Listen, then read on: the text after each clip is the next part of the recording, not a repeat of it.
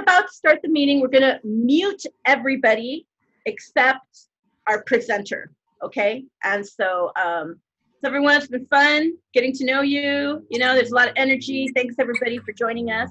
So, en español, ya vamos a empezar nuestra junta. Entonces, vamos a mudar a todos. Van a estar en muda durante las presentaciones, menos el presentador. So, vamos a empezar con nuestro primer presentador, que va a ser de Margarita. That person is... Yes, we have Sergeant Richard Shin from the Santa Ana Police Department. Okay. So, Sergeant Shin, will you be appearing on camera, or did you want to give an introduction about the street takeovers that are happening? We have a video I could play, so let me know when you would like me to do that. Can you hear me, first of all? I think you're unmuted. No, we can hear him. Yeah, we can hear you. Muffled, but we can hear you. Oh, great. Okay, I'm sorry. I've never done this before. No worries. So, okay, I think I was talking to somebody earlier. I might have meant to turn the mute button on, but I might have hit the wrong button. Let's see if this works. Trying to turn the video camera on so you can see my face. How did that work out? No, we still can't see. You got to hit where it's down below. Down below. It says camera. It's a little camera icon. Start video, it should say. Say start video, it should say. There you go. It's coming on. Oh, okay, good. Okay, all right. Well, it's still black, but you made a change. Okay, so I'm assuming we're good?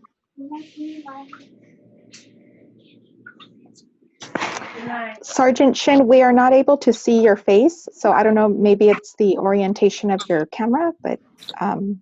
Yeah, you know what, this is a loaner because the one I have is so old, it doesn't have a camera or anything, but I have a hard time operating this computer. But can you at least hear me? Yes. Yes, okay. We can hear you clearly. Yeah, while I try to figure it out, let me just go ahead and, I guess, get in. So I guess I'm the first person to speak about the issue. And I did look at the video. This is McFadden Standard a few months back. Is that correct? Yes. Okay. All right. So, I mean, I'm here to actually try to answer some questions for you. In fact, just kind of in general, this problem has been around since I started as a police officer 25 years ago with the movie Fast and Furious, I believe. So there are a lot of issues all over the place, especially municipalities with industrial areas where at night there would be hardly any traffic. So these guys would take advantage of these streets. And the problem just became bigger and bigger and bigger over the years. So this is my second tour in traffic. So now that I'm back, obviously the problem had never disappeared, and it's looks like it's stronger than ever. So it's a big problem. We are currently working on a plan, a very comprehensive plan to not just necessarily send patrol officers or traffic officers to handle some of these incidences, which would be just nothing but reactive. And I personally don't like that. I like to be proactive. So we actually have a pretty good framework in terms of how we're going to attack this problem from all different dimensions. Of course, enforcement, uniform enforcement is going to be a big part of it. But when we do find these incidences, we want to detain and arrest as many people as possible, and we want to make sure that these cases are prosecuted by the DA's office. And so that's basically our end and the prosecutor's end. What we also want to do is figure out some effective ways to really get the message out there to the public, because a lot of these kids these are literally kids that are that like to show off their cars and different vehicle equipment that make their cars louder and louder and stronger and stronger. So we want to get the message out there to the public, saying that this isn't a game. That this actually puts safety, public safety in jeopardy. Not just other people, but their safety also, and how costly this can be. We are right now currently closely working with our public works personnel, because what they're doing when they're doing these donuts and on at these intersections after they take these places over, they're vandalizing these surfaces, forcing the city to have to come up with the money to a lot of times repair these intersections.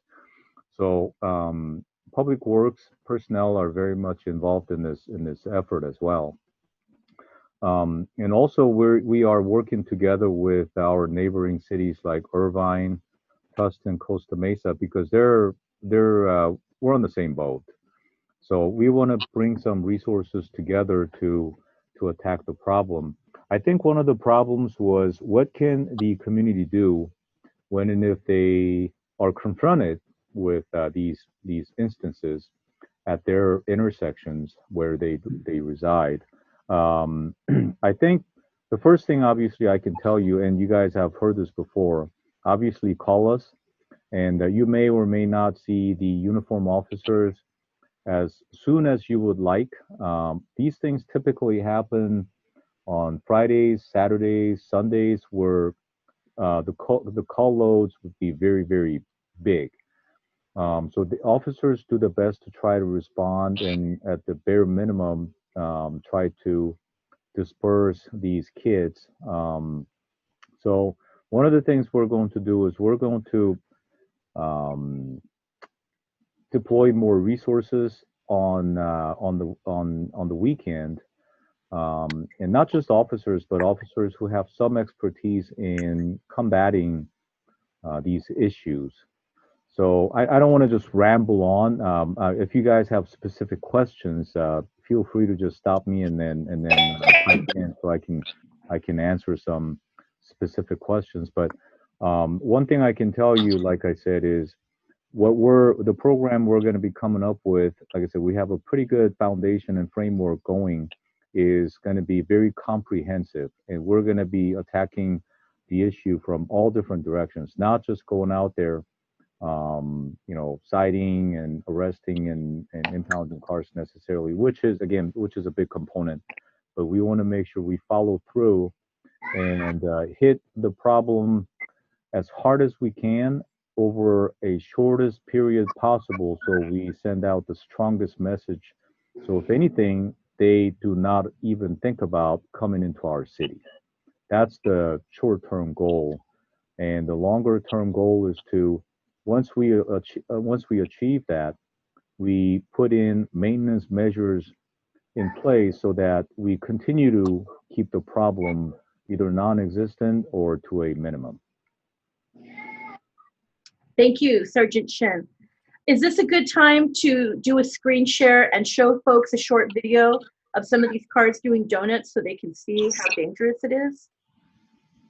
Yeah, I think so. And one thing I actually wanted to just briefly mention is whenever you folks have these video clips, please feel free to forward them to me. I'll share the email where you can send the links to through I guess Margarita. I love to see these videos and then see and try to extract as much investigative information as possible too. So these video clips are very, very helpful. Okay, great. Yeah, we live very close to the intersection. So my husband and I are both professional video people, so we try to go out there and just document it as much as we can. Also, okay. If any of you parents want to know if your kids are involved or if they're out there, please check our Facebook or our Instagram, because we do post those videos on our Facebook and our Instagram pages, Pacific Park /East Side. And if you recognize a kid that please reach out to their family and let them know how dangerous this is. It's not just damaging to human lives, to the kids that are involved, it could, there's some things worse than death, like they say. You could somebody could become paralyzed or incapacitated for their entire lives, just in a split second. You'll see how dangerous it is. But also property can be damaged. So a lot of us in this area on Standard have had our retaining walls crashed into from street racing, from a lot of these, car stunts. So please keep in mind that it's not just lives, it's also property. So I'll go ahead and do a share screen here, and we'll go into our Facebook page. Oh my goodness. I think, sorry, let me try and, there it is, right here. Okay, so we're in our Facebook page, and everybody can see it here. This is our Pacific Park Eastside Neighborhood Association page. We try to put, little things, historical photos of the neighborhood, little fun facts. But we have up here in our videos, we have a post about these street races. So this one right here.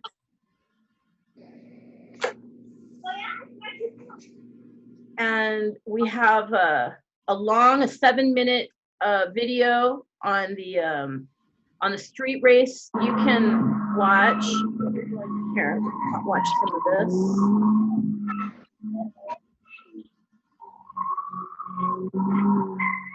And that's the corner of Standard and what? Standard and Bishop. So it's right next to Roosevelt Walker School. I'm going to play this little short one. That 7-minute one is long, so I'm gonna play this one here. I'm gonna stop this one. Okay, I'm gonna play this one over here. This is, hopefully you can see it. Okay. Okay, good. So this is, you can see there's a kid hanging out of the car that is spinning. So you can see how incredibly dangerous, this activity is. So this is a short clip, but you get an idea of, what's, you can see some of these kids almost got hit right there. So we'll minimize that. And then going into this one, you can get an idea of just how many kids are involved.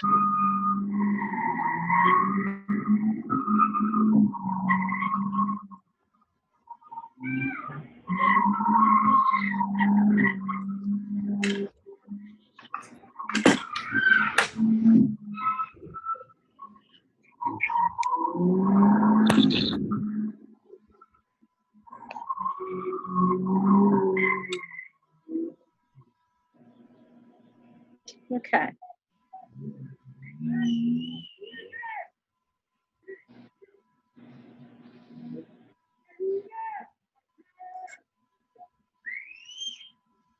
So you can see traffic is stopped in both directions of Standard. So this just happened. It lasted for almost an hour, and nobody could cross Standard Avenue in either direction. So we'll minimize that. So you get an idea of just how disruptive, it can be, and how dangerous, with the kids hanging out. And, you've got the kids surrounding them. You've got the properties right there. So a really big disaster could happen at any one of these events. So please go to the Facebook page, check out the videos. If you recognize any kids, please tell their parents, or if they're your kids, please talk to them and let them know just how tragic, this all can become. So any other comments, Sergeant Shin? You can actually really appreciate the video if you were to just go to, I guess, the link directly.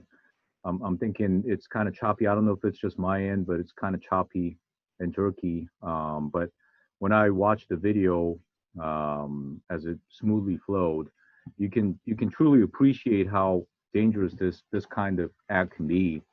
And it's just stunning to see these kids that are just how close they are to these cars that are just going out of control. They claim to be in control, but nonetheless, this is very, very dangerous. And I don't think it's a secret to, just by looking at the video to glean that many kids are from, out of the city. So we're doing, that's kind of one of the other things we're going to try to do is to get the message out here. We have enough to do with our folks in our town. We really don't need to be dealing with people from out of town, especially for something like this, to cause all kinds of havoc and danger.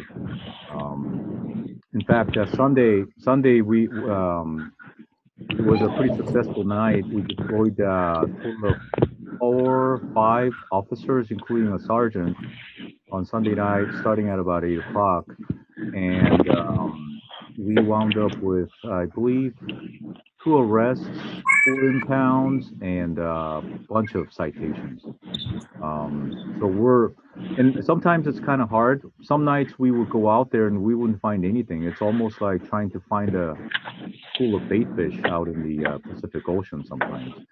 So we really have to kind of pay close attention because these kids talk. So we kind of have to find the pulse to find where they are, so that we don't just waste our time out there without seeing them. So we're definitely here. We're definitely hearing the community members, and then City Council obviously lets us know.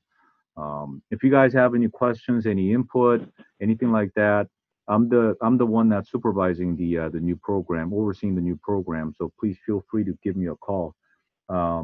And Margarita has my email address, so I'm not shy to give you guys my email address. You can send me whatever information and what have you.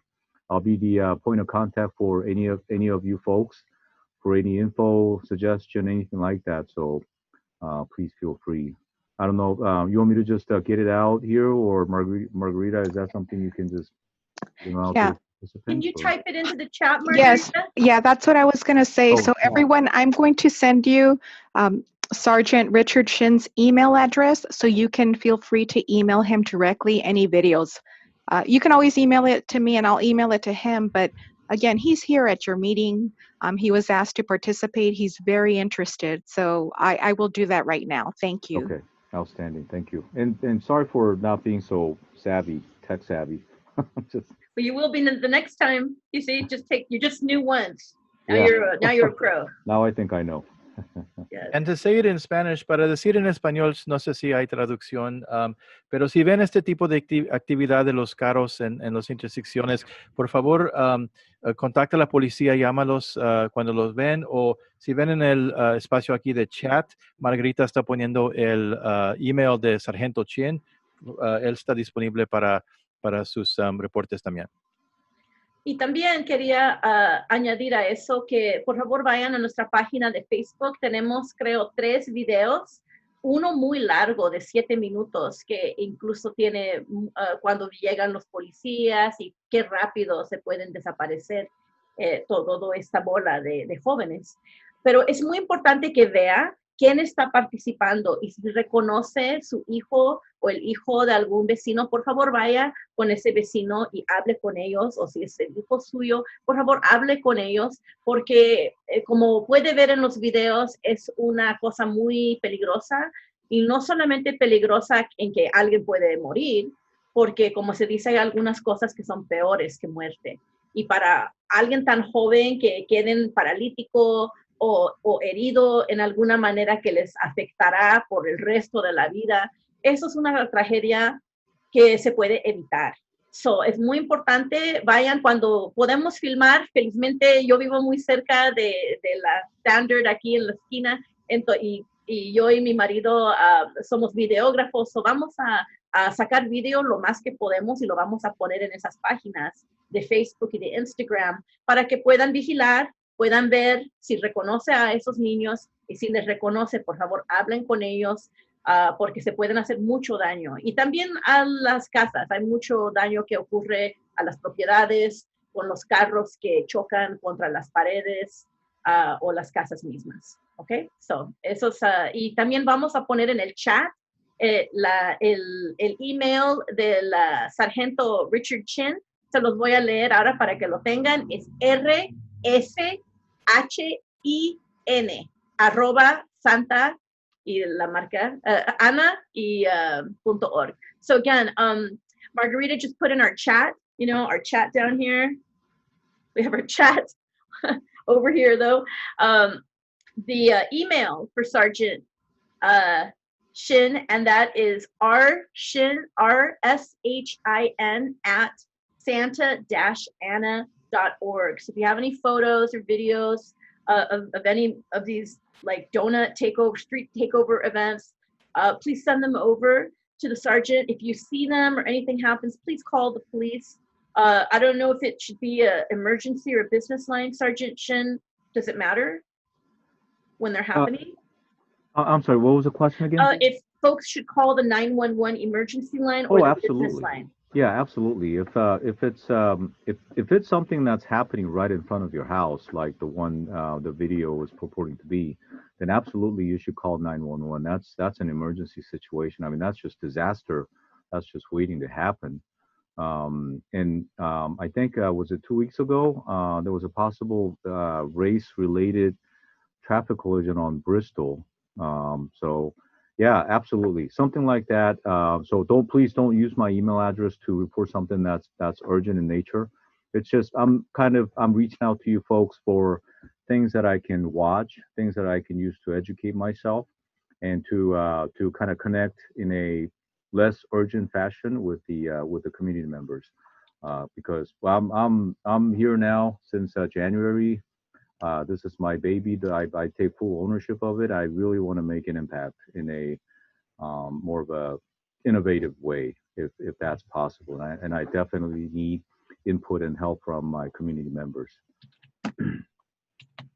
Okay, that's wonderful. So we use 911 to report if it's happening, if it's in, happening right then. Yeah. Also, I just want to let you know, Sergeant Shin, that both times there were actually, I think, racing related collisions. I think there was that one on Bristol on, I think it was a Saturday, the big one, the first night of the curfew, that we had like the massive donut, the one that we got the videos of. We just had a more recent one. I think it was on Sunday, this past Sunday, sometime, or 4th of July, somewhere recently.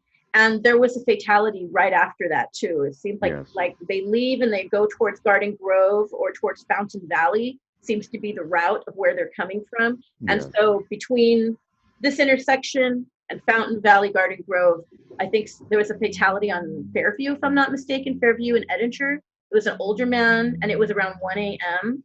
And here, they left here around that time, around 12:45, 1 a.m. So I think that's when there was a fatality. So again, even if the participants aren't getting hurt after the event, we've got real people that are actually dying, And so after making 911 phone calls for incidences like this, please feel free to also drop me an email just to let me know.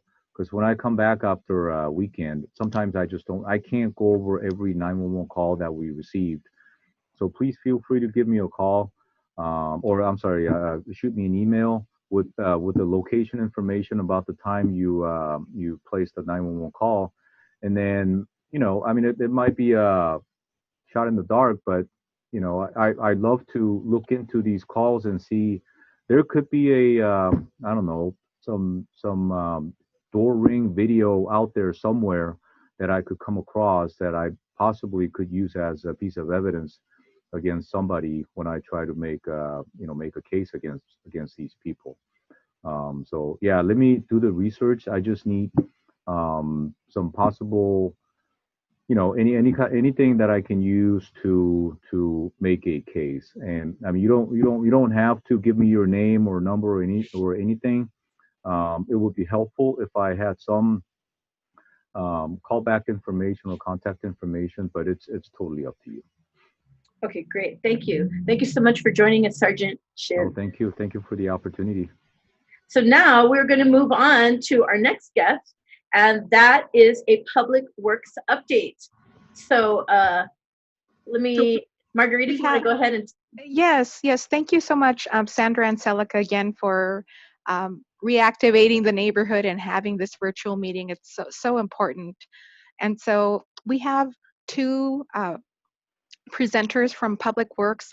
Want to start off with Frank Orellana. He has a very brief update and wanted to take any questions. We know that because the Pacific Park neighborhood is so dense, permit parking is a constant question. So, he's there to answer any questions. So, Frank, can you unmute yourself, or are you on? I know you're participating on the audio call. Frank, which one is Frank? Because is he AT? He or City of is. Santa Ana? Or is he by telephone?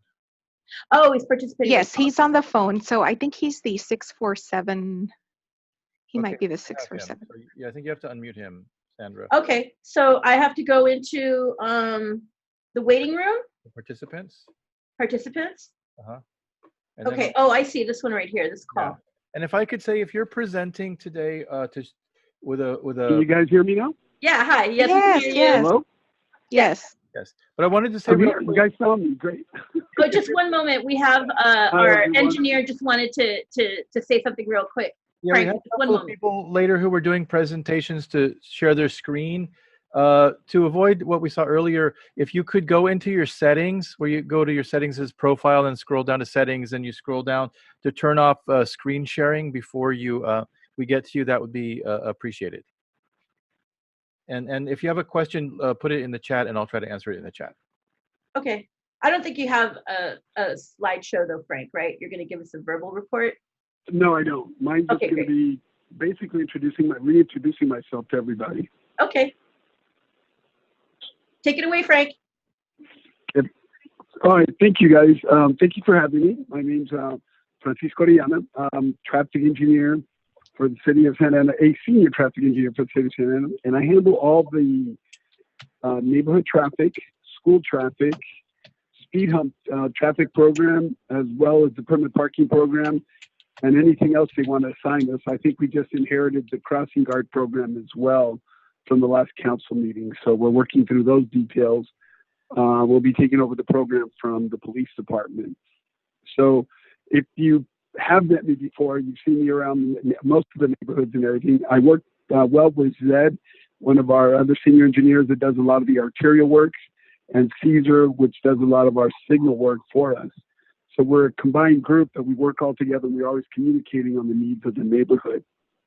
So I just want to reintroduce myself to you guys and remind you guys that we did a pilot program study that included Eastside. Eastside was one of our main areas we focused on. There was two areas for the pilot program that was presented to council. And at the last council meeting, we received $200,000 to move forward on this pilot program to fully study the permit parking impacts on the city and what the program needs to expand into, not just what we currently have now, but possibly including additional multifamilies or the type of parking we use. Maybe we use parking on private property or schools or, or commercial areas. So hopefully that program will be given a green light to move forward and get working on that as soon as possible.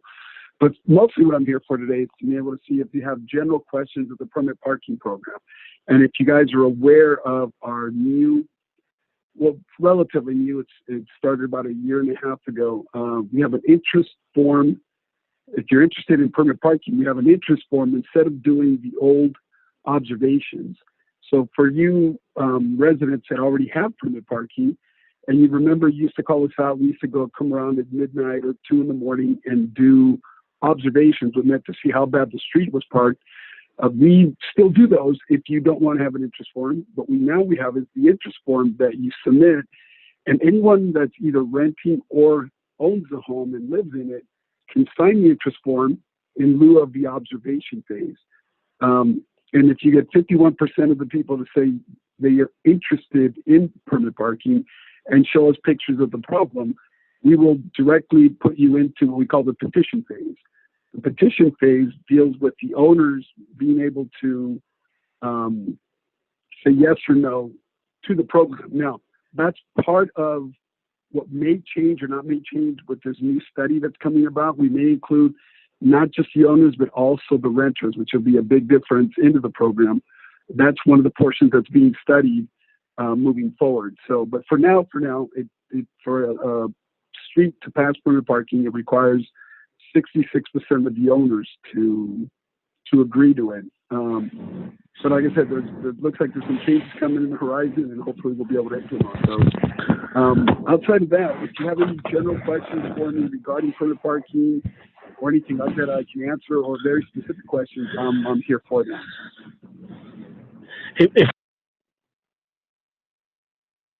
Hello? I can't hear anybody. Hello? Can I ask one quick question? This is Mark Lopez. Can you hear me? Yes, please. Yes, I can. Oh yeah, Can hear yeah. you. About that permanent parking. Can you hear me? Yes. Yes, I think a lot of that hasn't been addressed because of the high density areas. I mean, it goes beyond the parking because where I live, we have a lot of high density areas where you don't have the traditional nuclear family. You have 5. It's like 5 plus. You know, most have friends, family living there because of the high rent and all that. But I seen in a paper recently, the Santa Ana, there was some group issues pushing that issue because they felt that it was violating their civil rights that people like us who live at having this private parking. And I don't know that issue has ever been resolved because, you know, it's a weird thing because Santa Ana's never addressed that. Because like anything else, Frank, if you don't have the resources, you can't provide for everybody. And with Santa Ana allowing a lot of people to come in and certain high density areas, almost like they're contradicting each other. You know, one problem leads to this problem if the problem is because of that problem. And I'm not sure I haven't heard anything about that recently where I've heard about it, that people are going to start suing that allow people to park anywhere they want. Because I'm not sure what the civil rights and all this shit they feel to be violated, that they can park anywhere they want. You know what I mean? These are individuals, you know, it's part of the same problem that hasn't been corrected. correct. And I agree with you on multiple levels. And here's what we're up against with what you just mentioned. We have a lot of. I'm not trying to be yeah. I'm not trying to cause any issues, but obviously, I mean, it's like anything else, basic common sense. But I do have the places and resources. I mean, that's going to happen? I think people fail to address that. They base a lot of this on political correctness or some racial things. The problem is, it's not those problems. You know, we have so many people, you can't accommodate for everybody. You know what I mean? Then one group says this, one group says that. Then when I read the report, they're going to sue for this. Like, they're going to take away our parking spots because these people felt, and certain groups felt that it's violating their civil rights. They should be allowed to park anywhere in the neighborhood. You know, you're right. And the way we look at it is, obviously, we have to work in the framework of what we're given as far as not just the city codes, but the state codes and the federal codes. So what I mean by that is, you know, we're leaving outside what you know, people do, like, say, the high density part. We have to be able to accommodate. We have to have the right inventory amount of space for the cars that are in the area. Now, with that said, we can do that inventory on the public right away, on the public streets. Because of our density, we're looking at areas that we can accommodate on private property. So I'll use as an example. Let's say one of the units in the area has a flat parking and it only accommodates, let's say the unit building is 5 units and it only can accommodate five vehicles. But let's say they have 5 cars on site. Yeah, based on the occupancy. Possibly working with. Yeah, so we're looking to work with the property owners, and this program is going to try to address that. The new study is that how can we subsidize, or how can we help, or how can the owners help us provide more parking by maybe putting lifts on that flat area so the cars can be lifted up within their property, and so they can accommodate their own people, as well as other resources like school or parking that we can possibly put permits out, and then. Hopefully, because we have the problem. If the density problem is not going to go away for us, and I'll without pointing fingers at our own city department, if we keep developing the high density stuff, then we're going to continue to have the problem. Yeah, well, that was the problem in the first place. Yeah, well, that was the whole issue, Frank, where all the apartment owners, they felt that they should pack anybody else, and they sued for that. And Santa Ana, they wanted in Santa Ana, so you created this problem by based on all racial facts and the common sense. Hey, look, we can't accommodate anybody. It's not nothing personal about where you come from, just that there's not space. It's plain and simple. But they sued for that 20 years ago. And now we have the problem now because of this. The same people who sue for it are the same people say there's not enough parking for them. It doesn't make sense. They don't see plain picture. Hey, there's not enough room. As simple as that. I mean, it's just basic common sense. Yeah. And, no, it does. But as far as the lawsuits within our program, we haven't lost anything regarding people complaining about not being able to I know the area around Madison has a lot of apartments on the east Yeah. side, and then the neighborhood enjoys a lot of permit parking on the west side and everything. As the Yeah. program is built for, we're not taking away anybody's right to park. We're just, the program allows us to do that, but it has limitations. It's up to 4 Yeah. units. If anything 5 units and above, the program does not allow to be part of it. We're trying to be more inclusive with the program Yeah. while keeping the life sustainability and then also the life quality for every resident, both multifamily and single family residents. We're trying to keep that at bay with each other. Going both, obviously the program right now is heavily on the single family up to 4 unit side. Yeah. There's a need on both sides, and we're trying to see if we can accommodate that by doing this study. Well, I just hope they address the social, economic, and the culture aspect too, because it's beyond that too as well. Some of the underlying issues that people don't want to discuss it because of sensitivity. You know, I think you have to address those issues, get it out there, because that is part of the root of the problem based on where I live at too. You know, I mean, a lot of issues, and it's sad because you build all these bike lanes too, and I see people taking it, just parking there, leaving their cars there, parking them too. It's sad when the city built this stuff, yet these individuals don't live here. I mean, they have no street level experience to see what's going on out here. Yeah, you know what, you're right. And from that standpoint, we are going to look at it. We're being tasked with trying to provide the parking that's needed, not immediately, but as immediately as we can make it happen. The bigger picture, like you just mentioned, the socioeconomic picture and all that, that's something that we will have to address in the study for other departments to help us with, or city council, or mayor to give us direction on that going forward. Because that is a bigger item than what we're going to be studying, but it is part of it going into the future. So we would make recommendations for them. And I just hope everyone's in this. Yeah, I hope everybody does address those input without. Yeah, that's all I want is a fair input for all different sides of the discussion. So that one person saying this, all of a sudden they put the braces card, this card, that card on. Because I see a lot of that today. Nobody wants to have this intellectual debate. Oh, they say this, say that, without really thinking about the problem. You know, just a lot of decisions based on emotion that not doing anything for the community at all. You know. All right. Well, thank you. Yeah, Thanks, Mark, for your questions. I'm done. Thank you. Thank you for coming out. I'm just going to mute you so that we can continue on with our next presenter. Okay, perfect. And then Frank, thank you. Thank you for talking to us. Margarita, is it okay if she shares your email in case folks want to reach out to you, Frank? Yes, please. Okay. So Margarita will be typing Frank's contact information in the chat, and that's down there or down below. So look in your little Zoom, and you can check out Frank's email. We'll also post it on our social media pages.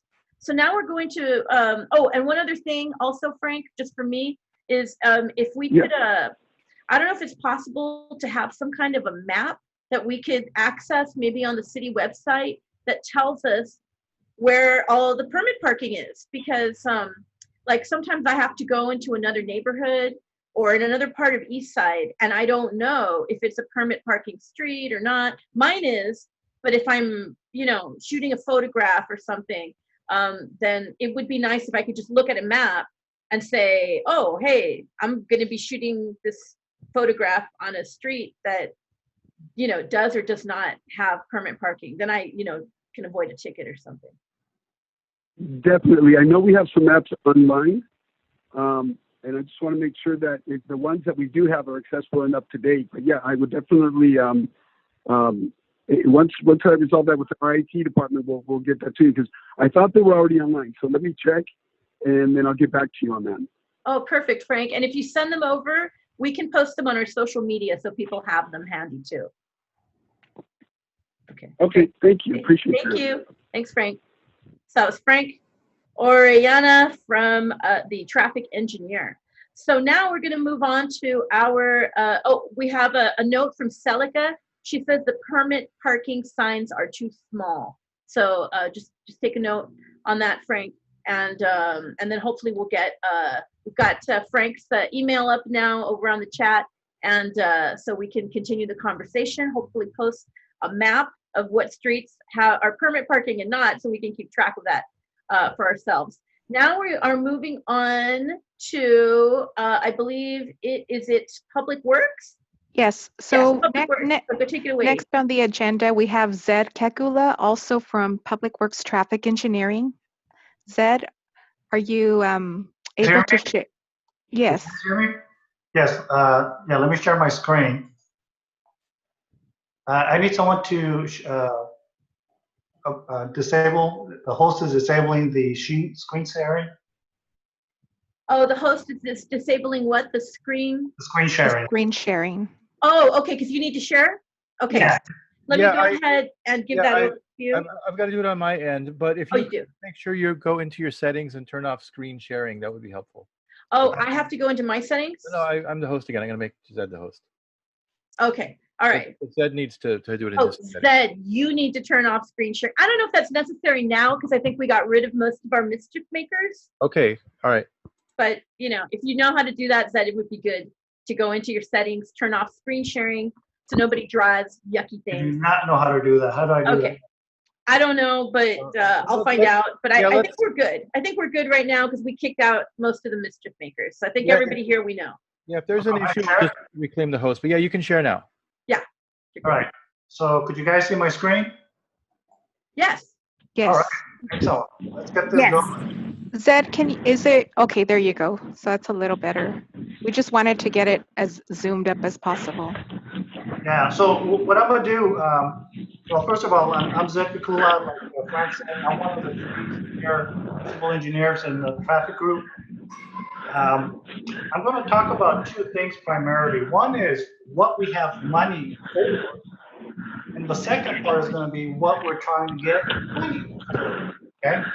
So first and foremost, I want to talk briefly about standard, and I'm gonna kind of go through quickly in most of these slides, because I want to really focus more so on some of the improvements that are being proposed on standard.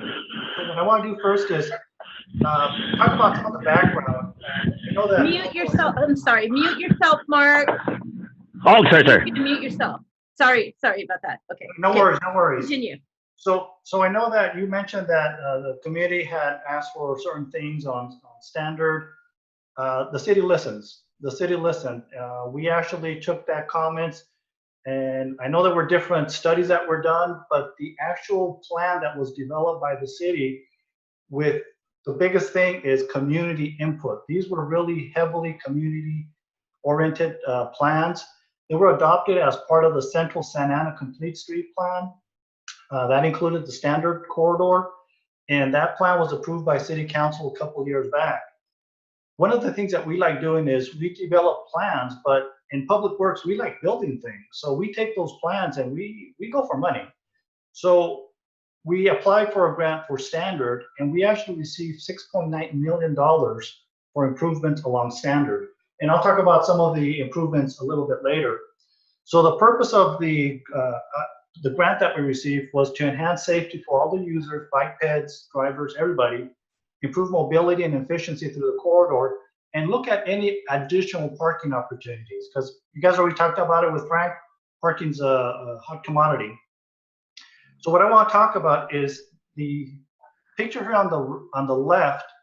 Currently standard between McFadden and let's say it's Chestnut, it currently has 2 lanes in each direction. The proposed project, based on the input we received from community, the proposed project is going to have 1 lane in each direction. As you can see here on the picture on the right, it's going to have parking. We're going to maintain the parking. We don't want to remove parking. If anything, if there's an opportunity, like I said, we want to add parking, but that's going to depend upon how much space is out there. And then we want to add bikes. So what's the benefit of actually removing the lane? You know, people ask me, well, are you crazy? Why are you going to remove a lane? So it is really well documented. So one of the things, and I know you guys know this, I'm preaching to the choir. When you guys are out there, have you ever experienced when you're driving on one of the lanes on standard and a car passes you up just to get in front of you, or they're weaving around? When you have 2 lanes, that invites that. It makes it easy for someone just to pass you up just to get to the same stop you're about to approach.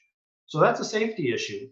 So if we remove a lane, if there's a car in front of you, or you are the prudent driver driving at a good speed, the cars behind you are now going to be forced to drive slower. So by doing this, it removes the aggressive drivers, and it actually helps to reduce speeding. This one I'm going to just go over real quickly. if you have an intersection, the more lanes an intersection has, there's what we call conflict points. So every location where two cars could potentially collide, the more lanes you have, the more conflict points. So by removing one of the lanes, you reduce by about 50% some of those conflict points. The picture right here, I don't know if you guys could see the cursor. This is another thing that is an issue, especially right there on Standard, where you guys have it between McFadden and again Chestnut. You guys don't have a place to turn left. When you guys turn left, you're in a lane. And I've been in a lot of areas in the city when you are turning left and you see a car coming up right behind you and you're thinking, I hope they get out of the way or they slow down. So that causes some weaving. The other thing too, when you have to turn left, there are certain situations where you may have two cars. One car that's closer to you may be blocking the view for you of a car that might be at a certain angle where if you turn left, you may actually collide into them. The other thing about reducing the lanes is, and this is, again, this is perfect for your neighborhood. If you have parking on both sides, which Standard does have, and I've seen this, people park on one side and they cross the street. Currently, when they walk from one side to the next, they have to cross over 4 active travel lanes. It's about 48 feet wide. This project is proposing to narrow the street so that if someone does walk from one side to the next in between the intersections, they're only going to cross about 2 lanes. There's going to be a left turn pocket for everybody to turn left out of now. And the distance will be a lot shorter, by it's going to be about 32 feet approximately. Now, one other thing too is I've had people tell me, hey, if you remove the lane, traffic is going to be gridlock. We're not going to be able to drive in this neighborhood whatsoever. Well, this type of improvement, it's extremely well documented. There's a lot of studies out there. The Federal Highway, the TRB, which is a research board, they've studied this. They've implemented these. And these are actually very successful projects with the understanding that it has to be a certain amount of traffic on that roadway. And that number is about 20,000.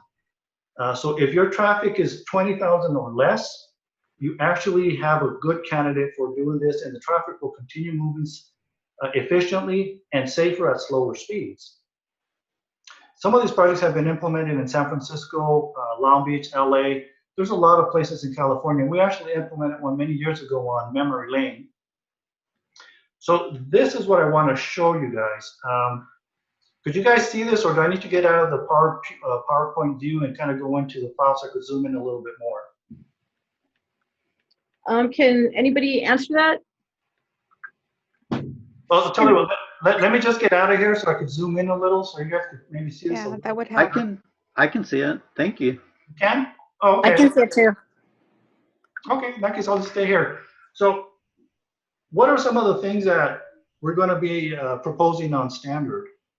So like I mentioned, if you look at this here, we're going to keep a bike lane. We're going to have parking. And this is actually by Standard and Bishop. So we are proposing to keep 1 lane each direction, narrow the street down, the bike lane. This is the intersection. I want to point this out because you guys were talking about those donuts being done at Standard and Bishop. That's a really wide intersection. We're proposing to narrow the intersection, making it a little bit smaller and tighter, which is going to discourage that type of behavior. So this project will, in my opinion, it's going to address the donuts being done at this intersection. The other thing that we're doing throughout the corridor is, if you guys see these yellow crosswalks, we're going to make all of the crosswalks along the corridor what we call high visibility. That makes it a lot more visible for you as a pedestrian, as well as the cars that are approaching the corridor. And this area right in here by the school, this is the area where there's currently no parking. This is one area that we know that we should be able to provide some additional parking for the community. All right, let me go on to the next page. Now this one is further south. I do want to point out this intersection right here. This is the intersection of McFadden and Standard. And we're proposing to narrow the street at that narrow the intersection so that bicyclists could get through there, pedestrians could get through there. And again, this type of treatment would discourage any kind of donuts because it's going to be so small, or not super small, but way smaller, that if someone is trying to do a donut there, they have a risk of actually colliding them into one of the poles or the curb. So this is kind of what it looks like for the rest of it, all the way down. If you look at this going down all the way down to Warner, the project's limit are from Warner all the way to First Street. And it's basically the same as you see here. So I think that's kind of a quick review or overview of what the project entails on standard. Again, this project is funded. In terms of what's going on, when is it going to be constructed? Right now, these projects tend to take a long time. We have to work with the state, and every single stage of the process, we have to submit different packages, a lot of information. It takes the state a while to review it and get back to us. But this is a tentative schedule we have for the project right now. There's going to be environmental work done for the project later this year into early part of next year. During the summer of next year, that's when the design will be done. There will be additional outreach to all neighborhoods and community along the corridor, just to make sure that everyone's aware of what's being designed, receive more input, and see if we need to tweak or adjust anything. Construction for the project won't take place until early 2022. All right, so that concludes the project, at least on standard. So I want to jump over to just some slides I have. Oops. This is in PowerPoint. So what we're doing right now, we're applying for 22 grants throughout the city. It covers literally every single part of the city. So I mentioned earlier that we've been working on a lot of plans. One of the plans that we're wrapping up and we're going to be taking to council earlier in the next couple of months is a citywide safe route to school plan. This plan actually had what we call walking audits at each and every public school in the city. And we work with neighborhood representatives. We work with the principal. We work with parents. We work with what I think is the most important participant, the students. The students told us, hey, this is where I feel unsafe. This is where I think we need to do. And this is a plan here. Could you guys see this all right? Yes. Okay, so this is a plan of some of the improvements. This is Madison. This is one for Madison, but I know you guys are over here by Roosevelt and Walker.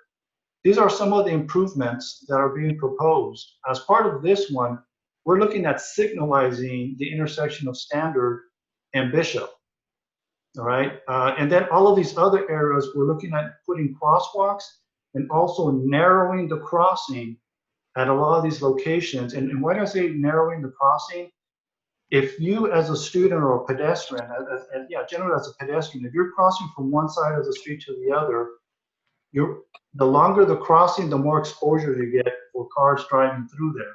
So when you narrow the crossing, it makes it safer for the pedestrian, but it also forces cars to slow down. We've done these in locations, and when we look at it before and after, before these bulb outs are done, you could just see the cars drive by. But later on, when we narrow the street, you see tail lights go on. What does that mean? You're slowing down. So these are very effective. So this is the plan that we have for Roseville, and we have a similar plan. Let me scroll down here. A very similar plan, and some of the items actually overlap because the schools are adjacent to each other. So this is the application. Sandra, you sent us that letter of support. Thank you so much. This is what we're using it for. These are for our students, our children, our future. So we're going to be applying for those grants in the next month or two, submitting them.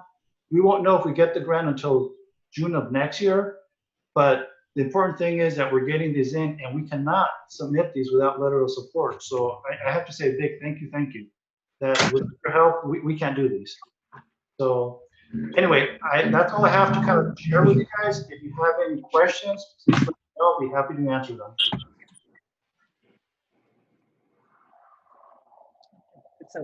Any questions? Any questions?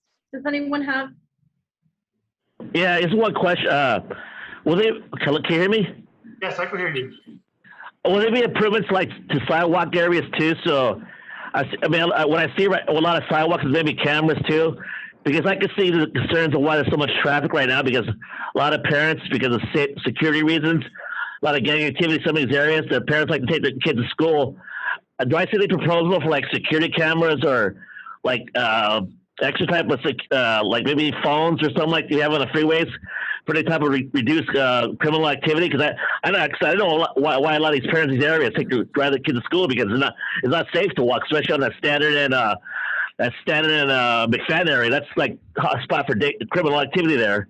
I mean, if you can make the areas more safer, especially at night too, I think reduce a lot of foot traffic. Where parents have to realize, hey, we got cameras here, we got more lighting here, we got the sidewalks. The kids can actually walk on the sidewalks, something like that. Because I think that'll help a lot of it too. More proactive on the security aspect of it. And that's a very good question. Unfortunately, the type of grant that we're applying for, we wouldn't provide for those type of video or cameras. But right.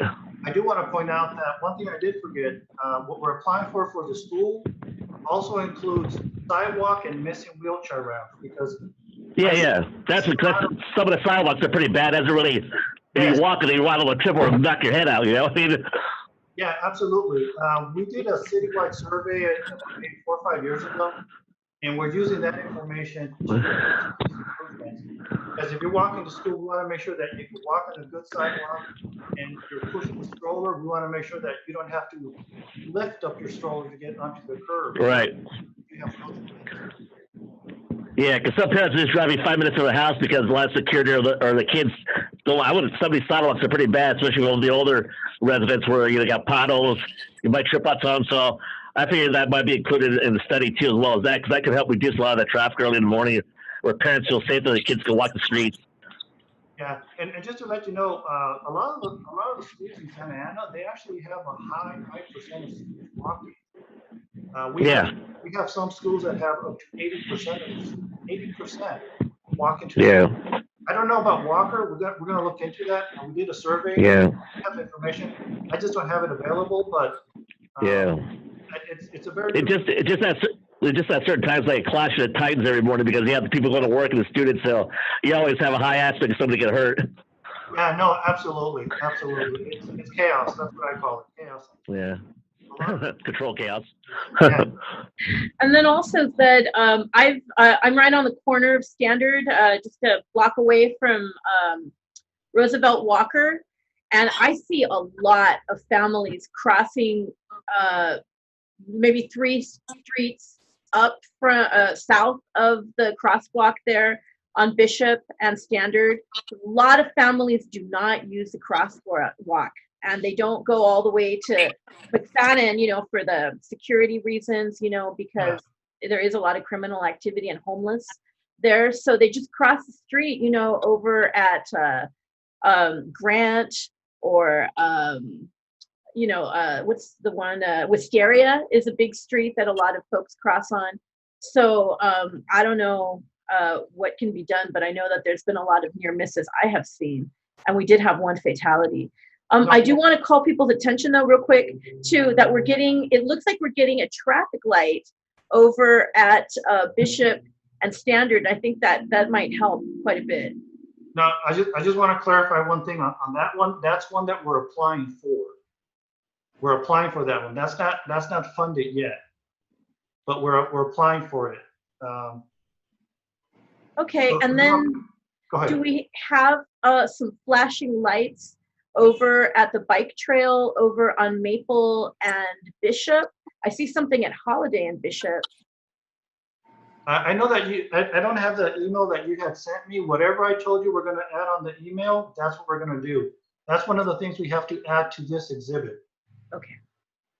So that's flashing lights at the Maple Street bike trail and Bishop, which is going to be really great news for some of our neighbors, because I know we've had some pedestrian collisions there. So now we'll have flashing lights.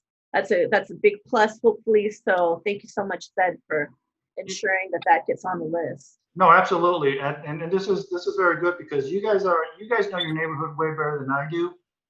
What you guys identify, we look into it. And talking about Bishop and Maple, we're going to look into that, because I want to do a 4-way stop study. Maybe we put a stop sign there. I don't know. So we want to look Speed into bumps. that. Speed bumps would be great because people can ignore stop signs, but if you Yeah. care about the condition of your vehicle, you're not going to go over speed bumps very fast. Yeah, you got that right. All right, so is there any other question? All right. Anyone, Celica, did you have a question? No, I'm just want to thank you for giving us an update. Oh, anytime, anytime. Yeah. Great. Like I said, you guys will be hearing from me or someone from our department summer of next year, just so you guys could actually, we want to do like a workshop where you could actually see the plans up close, hopefully. Hopefully the COVID stuff's over. If not, we'll share it on the screen with you guys. Just to continue getting your input, make sure that we're incorporating any concerns you may have. I did make note of what you said about people crossing south of Bishop. When we start doing the design on standard, we're going to do some studies to see if there's any opportunity to maybe tweak some of the project, maybe put a crosswalk there. So we're totally open to that. Okay, great. One thing that might help Zed is maybe assessing how many families or how many apartment units are to the east of standard, because that seems to be it's like a flood of people every morning and every evening with all those apartment families from Bishop Manor all the way up to, Minnie Street, Minnie and McFadden. All those families, I have no idea how many units there are. There's 300, 600, 900. I have no idea. So if you could find out from, I don't know, housing or somebody, how many apartment units, that'll give you an idea of how many people are crossing every morning and every afternoon. What we normally do for that, we want to see actually how many are crossing. We don't want to estimate it. We actually go out there and we physically count how many people are crossing. So hopefully when school goes back in, because right now with the COVID, obviously school's being closed, maybe not as many people are crossing. But the good thing is we have some time, but we will actually go out there and count how many people are actually crossing the street, because we need to find out, are they crossing maybe more at Wisteria or are they crossing at Grant? We gotta, if we put a crosswalk, if we go that route, we have to make sure we place it where it's needed. Because if we put it on one street and they're crossing down the block, we just wasted money on some paint and whatever improvements. Does that make sense? Mm-hmm. Yeah. Okay, awesome. Thank you. Yeah. I do have a quick question. Sure. Are you let's hope and pray that this situation goes by soon, the COVID, and that we're able to have in-person meetings. Would the city be taking any type of resident input as to, like the areas or not? Or the city's gonna just do it by how they see the impact of the people walking? Are you talking about for the crosswalk? Yeah, I'm talking about for like Sandra mentioned on Maple and Bishop, the area by the bike trail. Okay, on that, we're going to at least, here's what I like to do. I like to put some money into the grant application, so that depending upon what we end up doing, we got money to pay for it. So let's say we're going to put the flashing lights, because I like the lights. I think they're very beneficial. Sorry about that.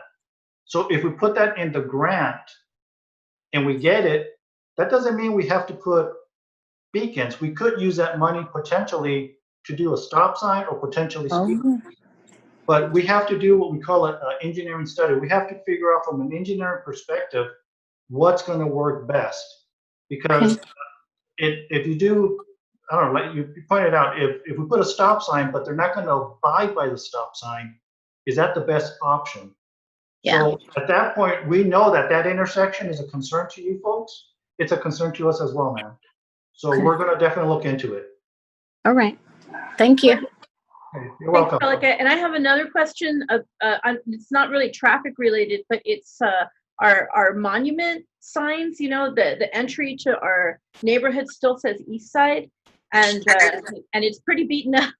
So I'm wondering if there's any, is this grant going to take care of those East Side entry monuments, or is that coming from? But not, because the grant is really only paying for things that make it better for walking and biking.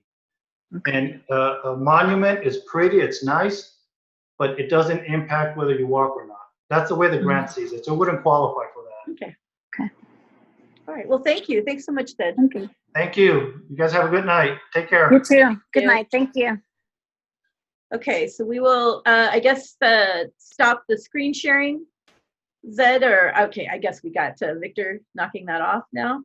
Okay, so now we're back to normal. And our next, we have another presenter, correct, Margarita?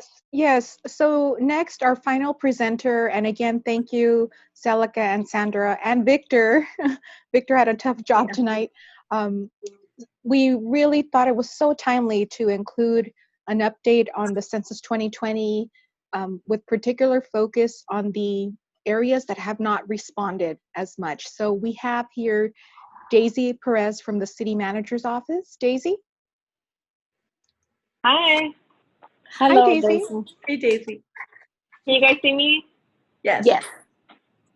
Okay, I'm gonna keep this short and sweet because I know it's late and there's a lot to talk about. So my name is Daisy Perez, as Margarita mentioned. I know I've seen some of you before when we've presented in person.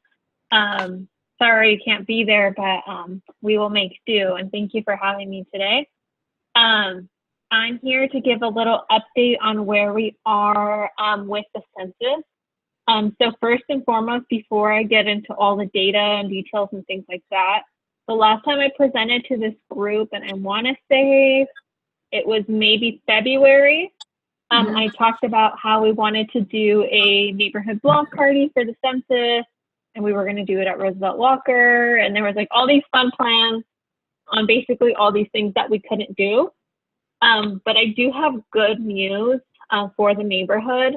The budget for that event was $7,500, and we've already issued the check to the neighborhood association.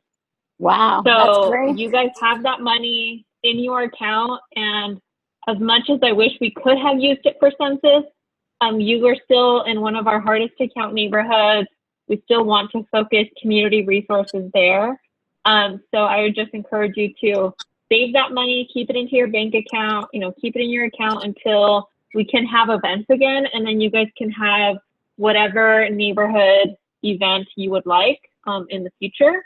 And we're happy to, I know Margarita will say the same, we're happy to help you when the time comes and when it's safe to do so.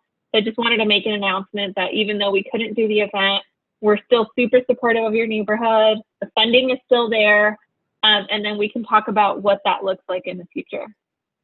So Thank you. I wanted to start off with that. That is Thank great news. Now we can have another bike trail. Absolutely. I was just going to say right? that. Celica did a great job on our very Thank first resource fair on the bike trail. Yes.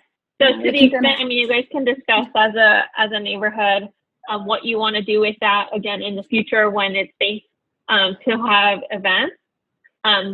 But the funding is going to be there. We've already dispersed it. We wrote the check out, months ago. It's just sitting in your account with Charitable Ventures.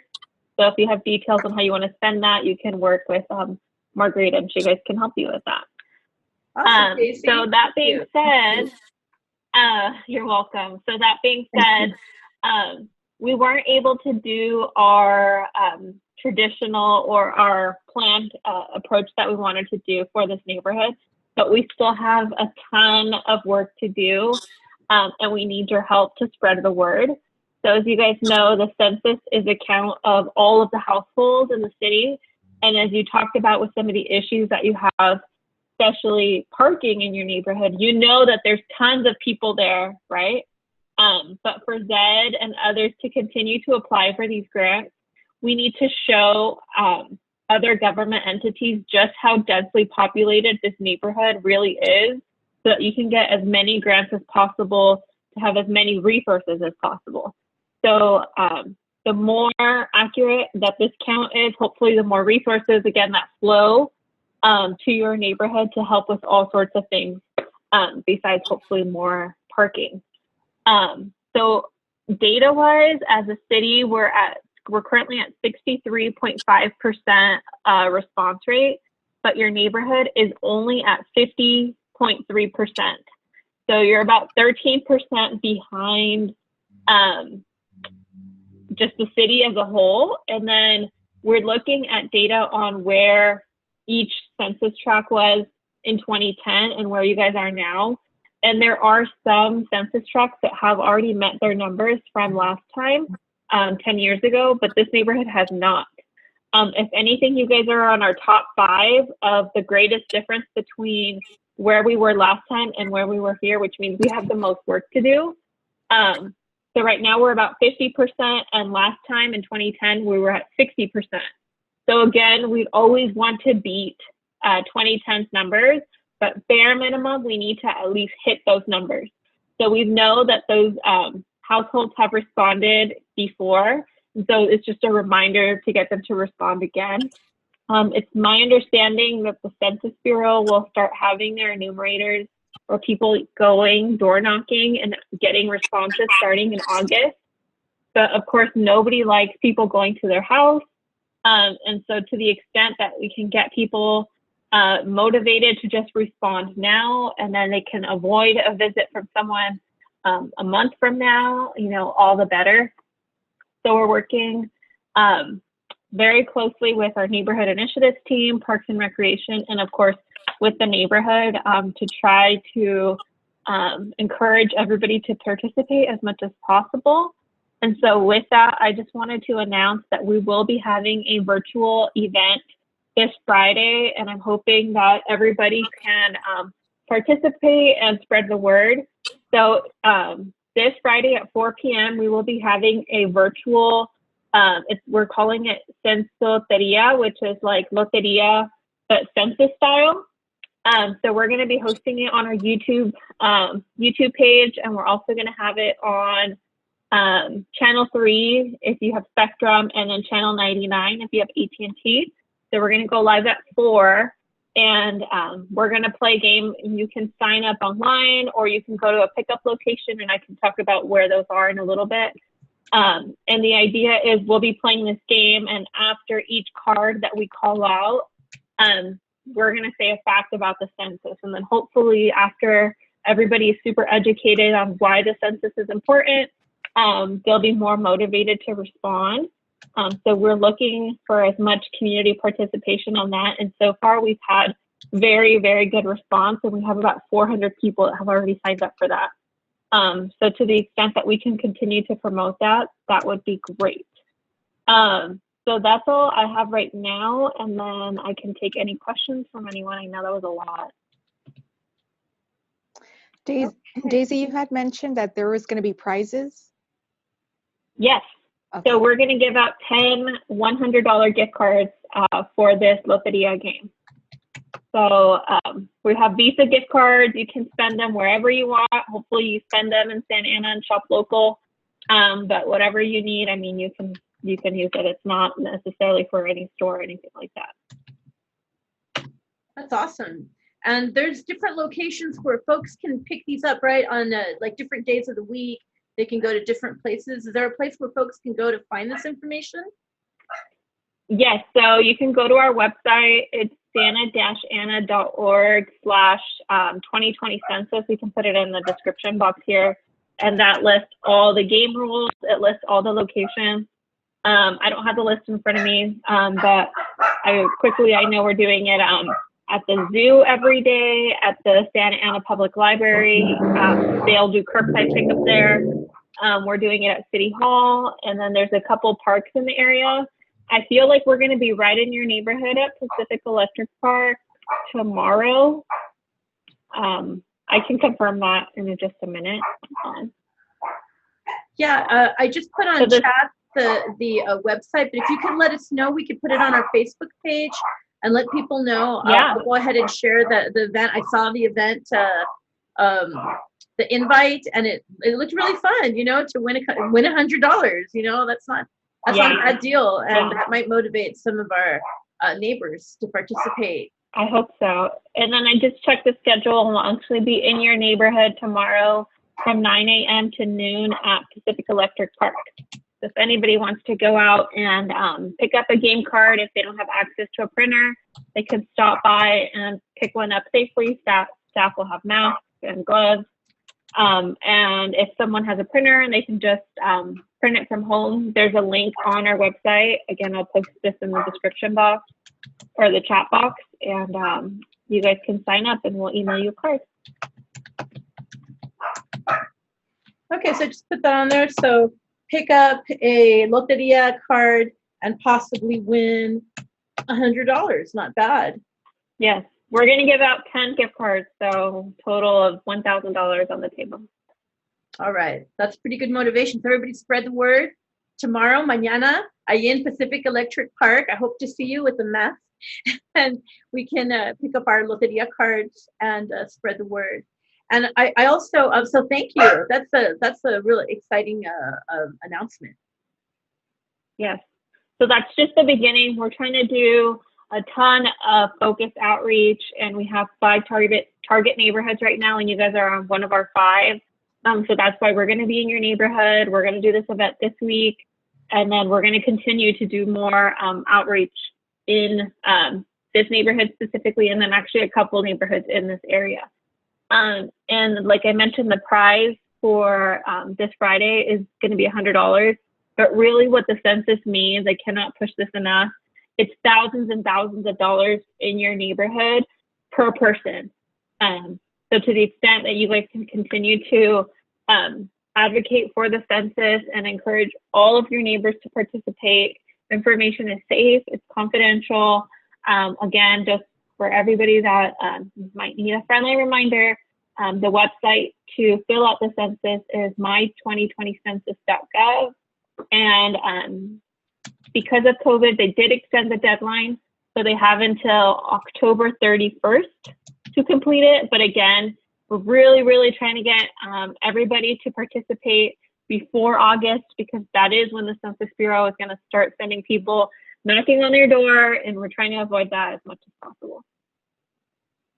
Okay, thank you, Daisy. Maybe we can help you get that word out on social media. If there's any flyers or postcards, we'd love to help spread those around as well. Okay, perfect. Thank you. Does anybody have any questions? Mark, Sylvia, Celica, Alisa? Yeah, game. We need to pick up cards for that game. How does that game work again? For the cards, for the money? You can pick up a That's card. online, right? It's like bingo. It's online, or you can pick up yeah. a card. Yeah, I just want to make sure online portion. Yeah. Card. Okay. Yeah, so if you don't feel safe leaving your house, you can do it all from home. Okay. All right, great. Thank you. Thanks so much for joining us. Do we have any other presenters, Margarita? No, I think that concludes all the presentations. But I have to say, this was like, it was all good news. All the presentations were really good news. I have to say, this was one of the most positive interactions for the Pacific Park meeting. So congratulations. Yay, we're going to do it more. So hopefully we can do it again. Hopefully next month. We can do them monthly because they're virtual. So hopefully, we'll see. We'll see when the next one is. Thank you. We'll announce when the next one is. Thank you. We're going to post this meeting. It's being recorded, so we're going to post it online on our social media, on our Facebook, which is Pacific Park /Eastside Neighborhood Association. Or we have 2 Instagram pages, Pacific Park Neighborhood, and then also at Pacific Park Eastside. So those are both. And so we'll put, a link or some way to access this video. It'll probably be on the Media Arts Santa Ana YouTube page. You can check it out there. We've got the website for Media Arts Santa Ana is masamedia.org. And so thank you everyone for making this happen. It's the first virtual meeting. We're now taking our neighborhood into the 21st century. El vecindario ahora ya entró al siglo XXI, ya somos virtual. So para la próxima espero que podamos juntarnos maybe el mes que viene, espero, mensual por lo menos, porque estamos muy retrasados en cosas, en temas de que tratar. So hopefully we can have more frequent meetings instead of every other month. Please consider like every month, because we kind of have a backlog, and that way also gives us something to do, right? So we can get to see each other. I've missed all you guys, so it's nice to see you virtually. Thank you. So we adjourn the meeting? Yes, yes. Okay. Thank you, everybody. Thank you for Thank being you here. so Thank much, you, everyone, for Margarita. joining Thank us. you, Scott, Elisa.